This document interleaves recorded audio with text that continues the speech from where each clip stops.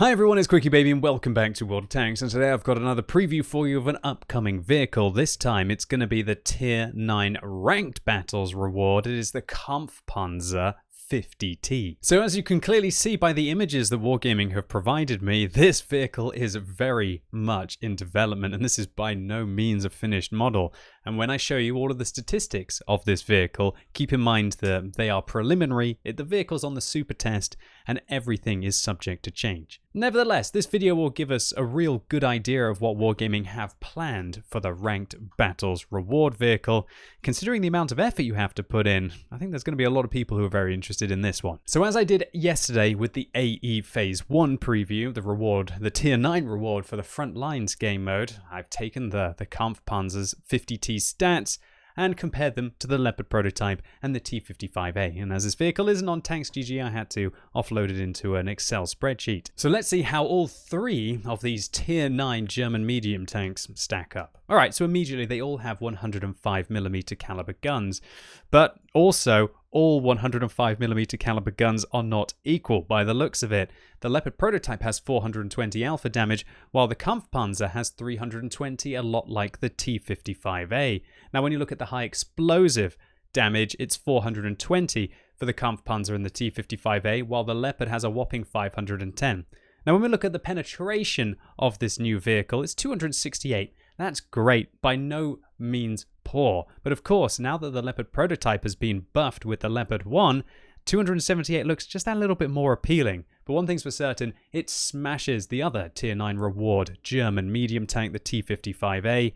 And when we look at its premium penetration of 310, these are heat rounds at the moment. It's not quite as good as the T55A, however, and it's far behind the APCR rounds with the crazy shell velocity that the Leopard prototype will get. Next, when we look at the high explosive penetration, while it is just a touch better than the T55A, it's not even close to that 105mm that the Leopard prototype has. And so, look, the Leopard prototype in this comparison, I believe it has by far the best gun. Now, while the T55A has a little bit of a damage per minute advantage, we can clearly see that the upcoming Kampfpanzer 50T is not in a good state. 2,208, and that's because the rate of fire of this vehicle is less than 7, and for such a low alpha damage gun at Tier 9, when something like the T55A is packing nearly 8 rounds a minute, well, yeah, it's definitely lacking, but it's not terrible, it's not horrific like we saw with the AE Phase 1 yesterday for Tier 9. Alright, so now let's move on to the gun handling of these three vehicles, and in pretty darn good accuracy for this new German medium tank, 0.33, the same as the T55A, but again, it's behind the Leopard prototype. Aim time again, 2 seconds, like the T55A, but again behind the Leopard prototype. Now, we don't know the dispersion values when moving or when turning the turret of this tank, so that's something that we're going to have to consider when we see this thing go on to a live test, or when Wargaming just give us more statistics or actually put it into the client, maybe for impromptu super testing also on the live server, which they do. So elevation and depression angles for this vehicle, 8 degrees. Again, pretty good, but not incredible. If it had 9 degrees or even 10 degrees, that would be awesome. But again, it's way better than the T55A. Alright, so elevation 17, not too shabby. The turret traverse at 35 is not nearly as good as the German pseudo-Soviet medium tank in this regard. Alright, so now on to mobility. The Kampfpanzer 50T has a 900 horsepower engine, the best in this comparison, but as it does weigh 50 tons, that's 10 tons heavier than the Leopard prototype and 12.5 tons heavier than the T55A. Its power to weight ratio is actually less, even though it does have the best engine.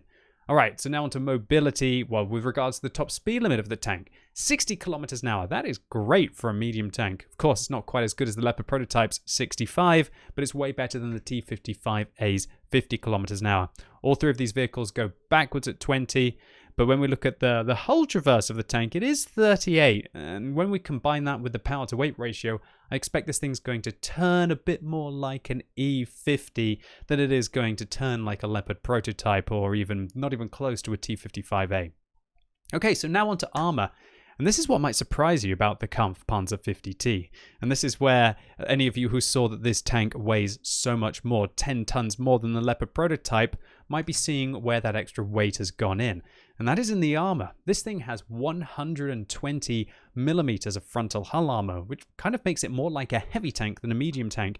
And it utterly destroys the Leopard prototype with this regard. And also, the T55A is going to be a shadow of what the 50T is going to be able to achieve.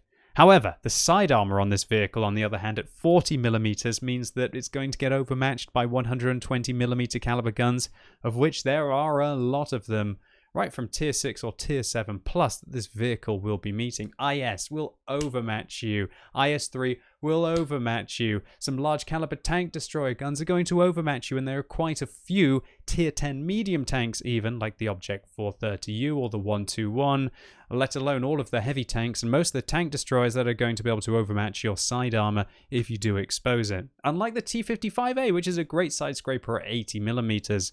Although we also do need to take into account that the Kampfpanzer 50T with 40 millimeters, 5 millimeters better than the Leopard prototype, will allow it to ricochet 120 millimeter caliber guns, whereas the Leopard prototype will only be bouncing 105 millimeter caliber guns. Next up, let's talk about the turret of this vehicle and 250 millimeters of turret armor. While Wargaming are really wanting to put in more and more heavily armored tanks that seemingly can go also really fast in the game, right?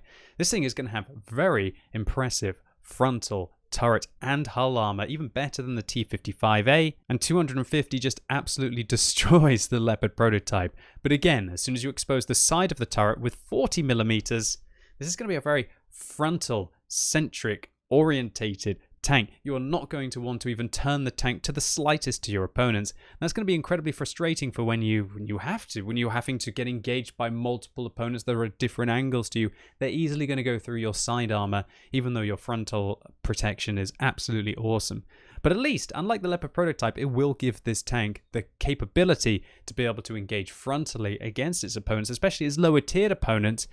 And that is something that is probably worth the loss in the gun performance and the worse gun handling and engine and the mobility that this tank will have compared to the Leopard prototype. Okay, so finally, let's talk about the hit points of this vehicle. 1,750, not bad at all, and 400 meters view range means that if you have an incredibly skilled crew, you could probably get away with vents on this tank.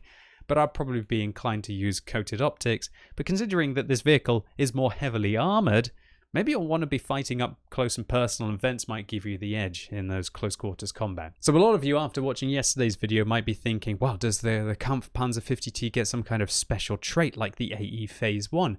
Is its medkit going to be free? Does it get a free fire extinguisher? Does it get free chocolate? Does it get a free repair kit like the AE Phase 1 will from Frontline? No, Wargaming haven't indicated as of yet that that is going to be a thing, and it looks like that it might just be a special reward for the Tier 9 Frontline vehicle. One thing I want to highlight about what we don't know are the weak points of this vehicle. Just taking a look at the armor, it doesn't really seem to have that much of a prominent cupola on top of the tank. Its frontal turret seems to be a bit bizarre. What is this flat plate here? Is this going to be the weak point on the side of the turret? How's the hull armor going to work? With 120 millimeters, it looks like it's going to be very impressive when you're angled frontally, but it looks a little bit like an IS-7 within that regard, and that if you over-angle the vehicle, then this plate is actually going to become incredibly weak. And obviously with that 40 millimeters of side armor, is this part going to stick up? Does this count as 40 millimeters of side armor? Will you be able to shoot the turret ring here to easily penetrate if it's only front on? All of these questions we're only really going to be we're only going to be able to answer when we have the vehicle's model, or alternatively until I can get my hands on it. One thing's for sure is that the model of this vehicle, when Wargaming finish it, looks like it's going to be truly impressive. What is this, some kind of anti-aircraft gun on top of the vehicle?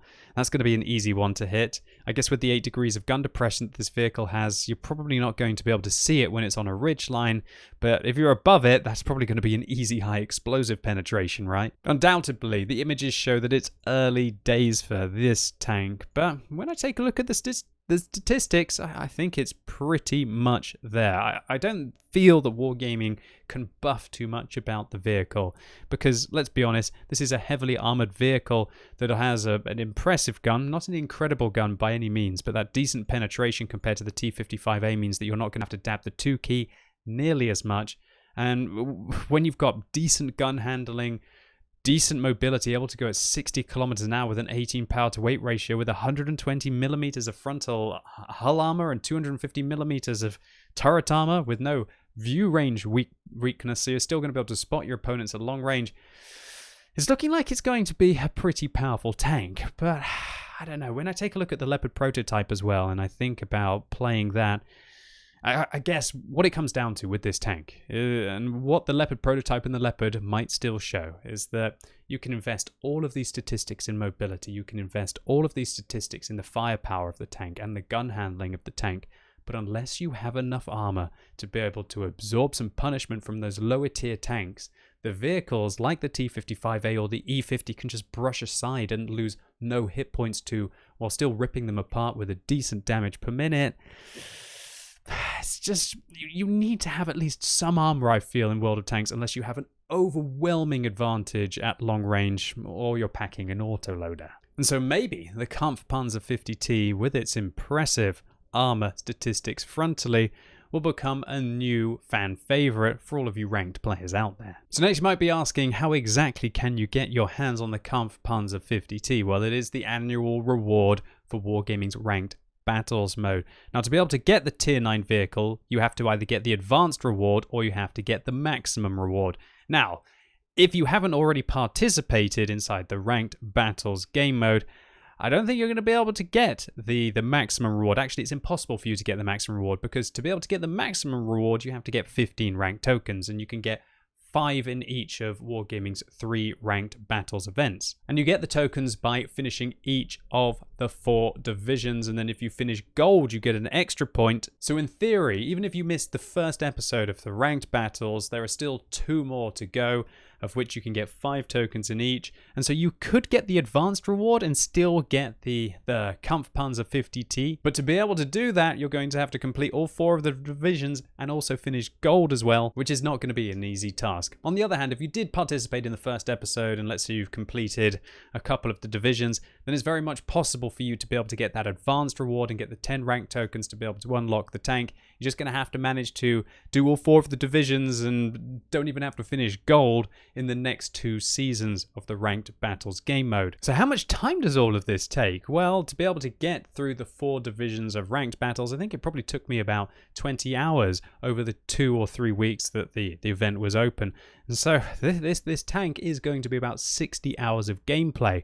But on the other hand, you do also get some great rewards with regards to credits, credit boosters, premium account time even, I believe, some gold, but importantly the bonds, which will allow you to either buy tanks in Wargaming's upcoming bonds shop events, or alternatively just buy equipment to make yourself better. And so really the only people that are going to be getting the Kampfpanzer 50T are the most dedicated players of World of Tanks. And so that will probably make them quite a fearsome tank to face on the battlefield, because you're not going to be seeing too many novices playing this tank, unless they literally invested their entire time into the Ranked Battles game mode to be able to grind through the 4 divisions. Consequently, Wargaming need to be very careful about tuning the statistics of this tank, because if they make it too powerful, something like the Object 279E, for example, we're going to see it having a global win ratio of something like in the mid-60s. And no, ladies and gents, as you can see, I'm not exaggerating. The Object 279E early currently has an average win ratio on the European server of 65%. So for every person who's getting 50% wins, there's somebody out there who's getting 80% wins in this tank. And if you take a look at the people who got the most chevrons inside last season of Ranked Battles, pretty much all of them were either playing the Object 279E or playing the T95 FV 4201 Chieftain. And while I'm not questioning that all of those players are truly excellent, I think they probably would have been incredibly high up with or without any of those tanks. Even if they'd been playing something like an E50M, they'd probably still be in the gold division. It's just sad to see when vehicles become truly so much of a meta that you don't really feel like you can compete even in the ranked Battles game mode, unless you're either a Clan Wars player or alternatively you've invested the time in the Object 279E missions. Anyway, ladies and gents, boys and girls, that's it for today. Hopefully you enjoyed this preview of the early statistics from the super test of the Kampfpanzer 50T, and let me know in the comments what you think about this tank. Do you think that it looks absolutely awful? Do you think that it looks like it's going to be utterly incredible? Are you a ranked battles player who invested so much time in getting through all of those divisions in the first season of it, and now you feel a little bit more happy and more motivated to participate in the penultimate and the ultimate seasons of this year's Ranked Battles game mode? Or alternatively, are you a player who didn't bother to invest the time there and now you're going to try your hardest in the final 2 seasons? Or do you not really care at all? Let me know either way. And as always, thank you so much for watching. You've been epic, and hopefully I'll see you soon.